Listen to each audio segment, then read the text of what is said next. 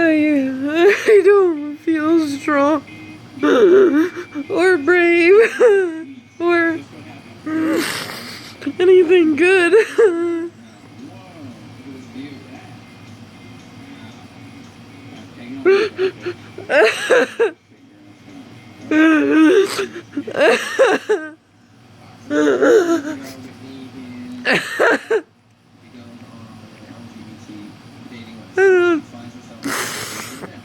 I don't even know what to say.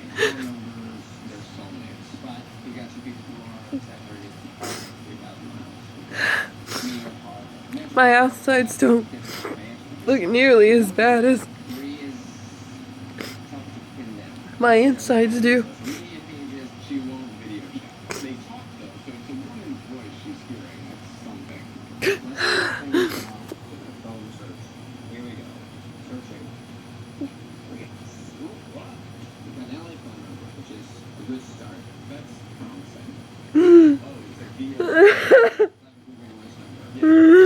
I'm scared all the time.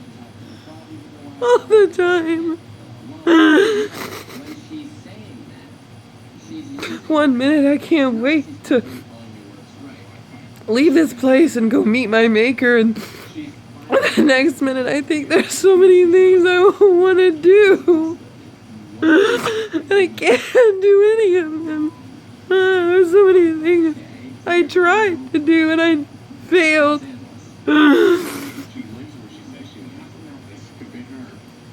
It shouldn't be so hard to be well. Why do I have to beg for help? It's not my fault. I didn't do this. I did this to myself.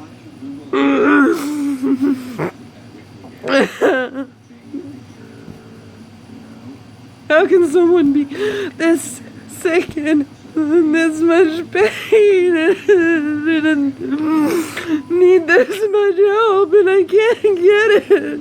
Why?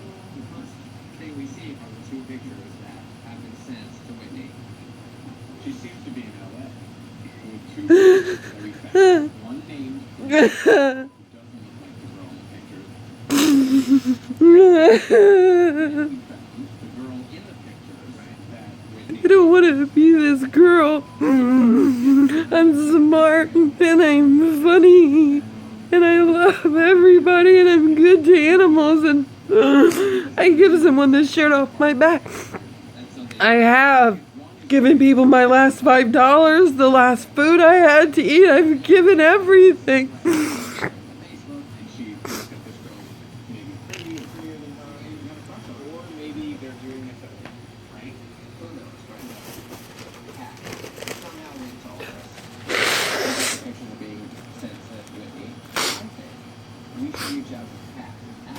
So why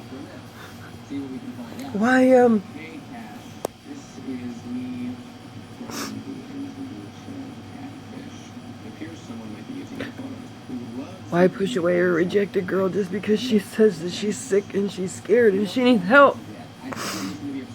Why do people think that because they can't fix all of my problems that they don't want to help me with just one of them?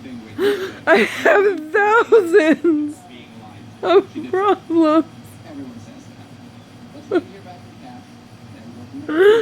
And I'm alone.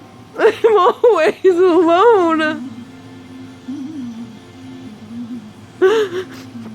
This is life. Out there, the jobs and the busyness and the crap, that's not life. That's a distraction. This is what's important. People like me who are suffering and they're alone. They're in pain and they're hungry and they're scared and they're exhausted but they can't even sleep. You ever been so scared you can't sleep?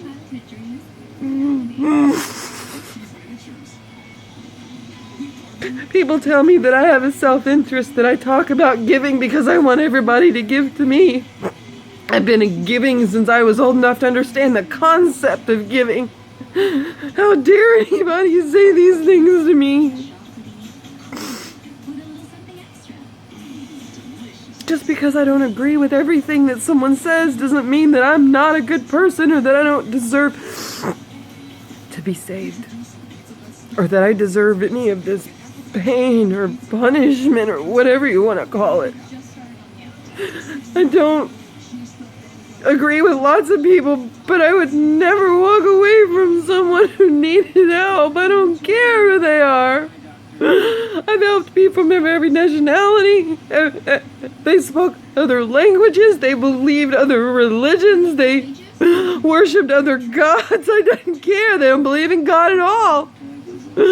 I was Jesus to them. That's the only thing that matters. If you want someone to be loving, you have to show them what being loving is like.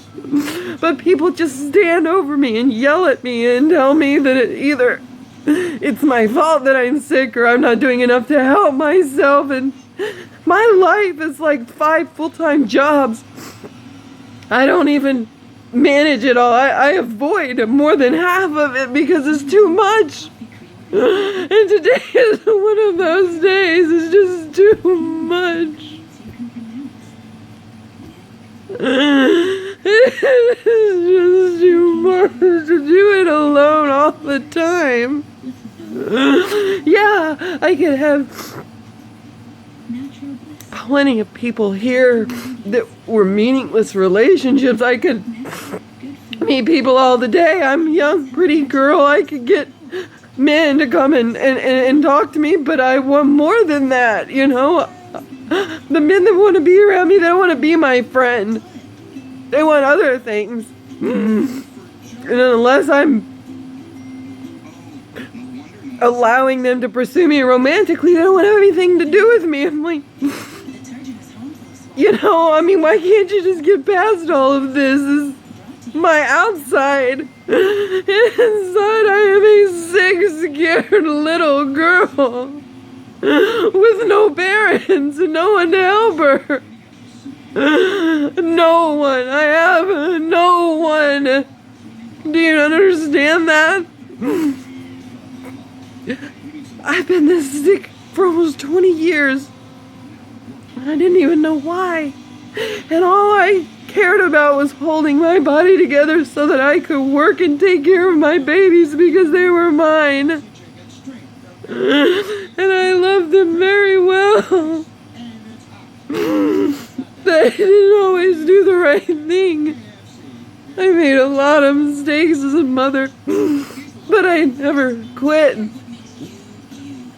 And I didn't know how to explain why I was dying, and no one would help me. My whole family, everyone, they all turned on me and they all said I was lying.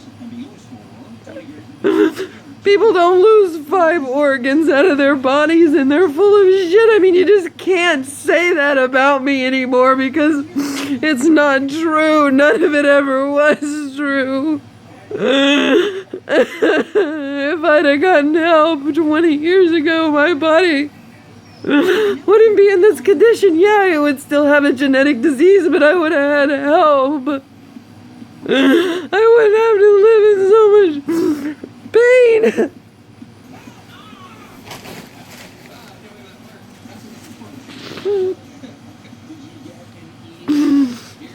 I don't deserve to live in so much pain.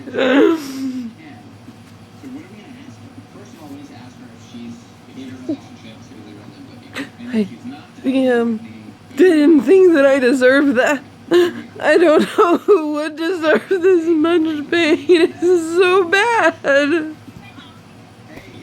it's all the time. But I put a smile on my face and I don't make other people uncomfortable and sit there and writhe in pain in front of them. No, I'll crack jokes about my own disease to make them laugh and them feel better. So why is it that whenever I'm falling apart, I say I just can't do this anymore? Please. And I'm alone. And I just want to scream. I would do anything for anyone.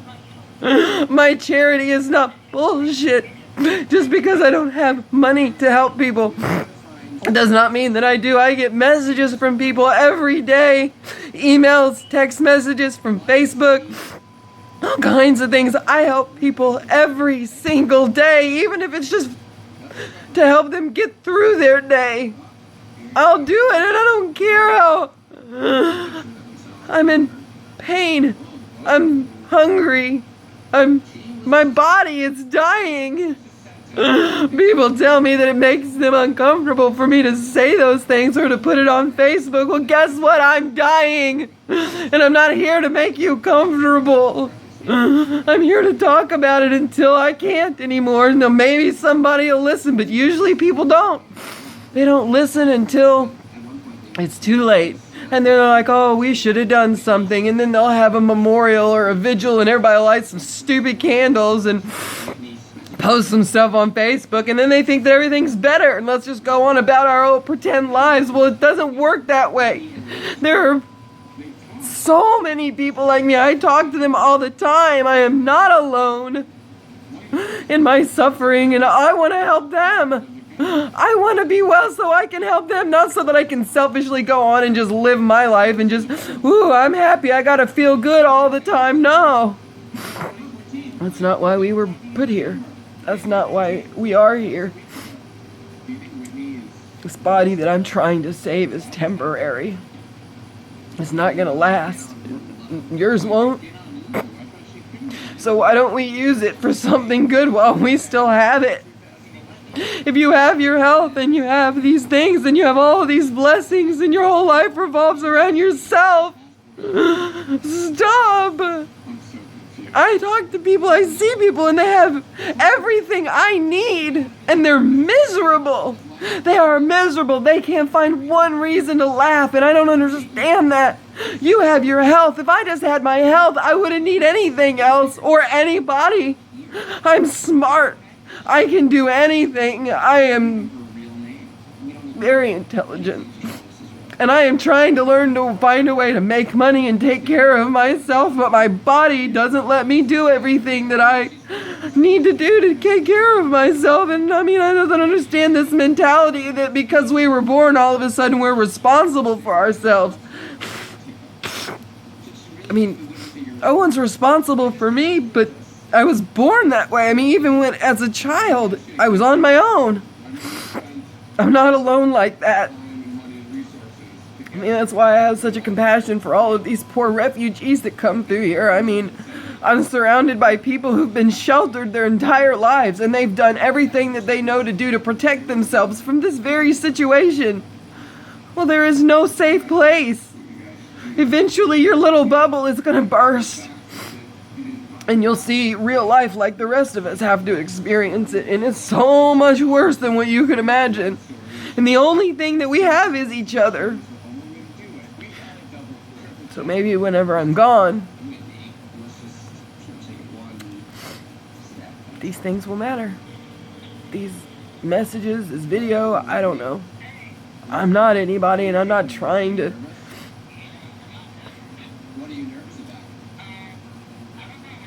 I'm just tired of the hate mail. I really am. And I'm tired of having to fight so hard to stay alive. I mean, I'm begging for help to keep my body going. For food. The house that I live in, this isn't mine.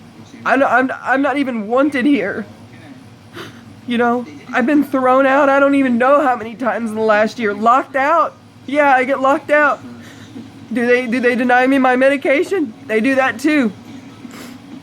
No ride, no food, no nothing. I should be grateful that I have a room to sleep in every day and electricity that I'm not paying for, and they make sure that I know that I'm not paying for that electricity. And the phone that I use, that was a gift. But Everything has strings attached to it. And apparently I just need too much, even though I never asked for anything until now.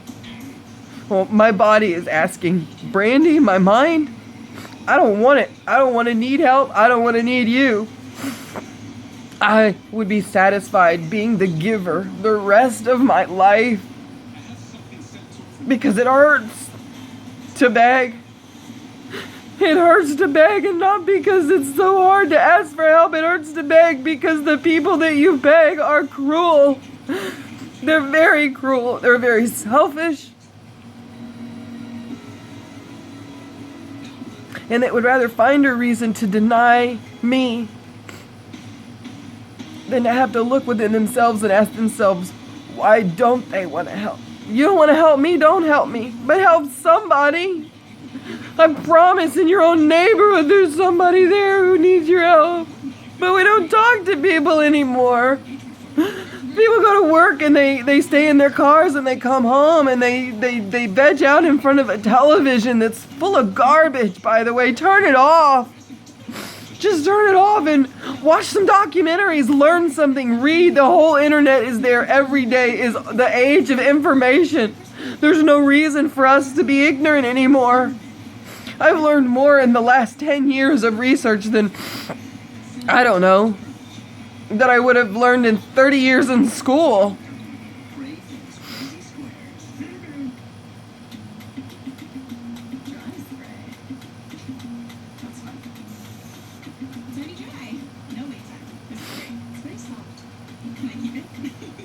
If you've seen someone who needs help, even it's not your job to decide if they're worthy, because then you'd have to ask yourself, are you worthy of that help? Why would you deny someone love? If God blesses you, then that is his way of saying, go help them. Do you really have to be in this situation in order to have compassion? I know you can understand. No one can understand unless they feel it. But I've never had to deal with that. I've never seen someone in pain or had someone come to me and say, I'm sick or I don't feel well. And my first instinct has never been, oh, well, they're just full of shit looking for attention. No, it's, how can I help you? Tell me what's going on. I'm a better doctor than every doctor I've ever met. Because I care. Because I care. Do you? Do you care about the things that matter? Or are you more worried about the TV schedule for your favorite show? Giving shouldn't be a novelty. It should be in our DNA. But it's not. We have to learn to be able to be givers. It's animal instinct to be selfish. Every man for himself, survival of the fittest. So either we can be animals or we can be enlightened. I choose to be enlightened.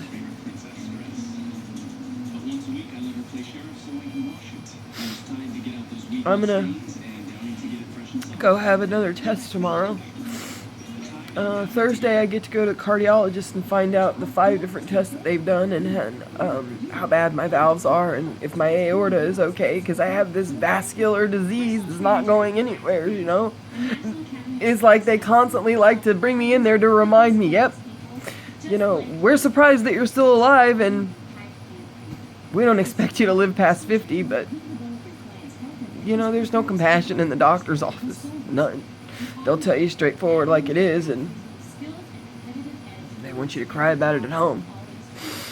So I go Thursday for that, but tomorrow is my upper and lower GI and my colonoscopy. It's going to be a party. Isn't that fun? So I get to spend the rest of my day in the bathroom, emptying myself again, which there's not a whole lot in there.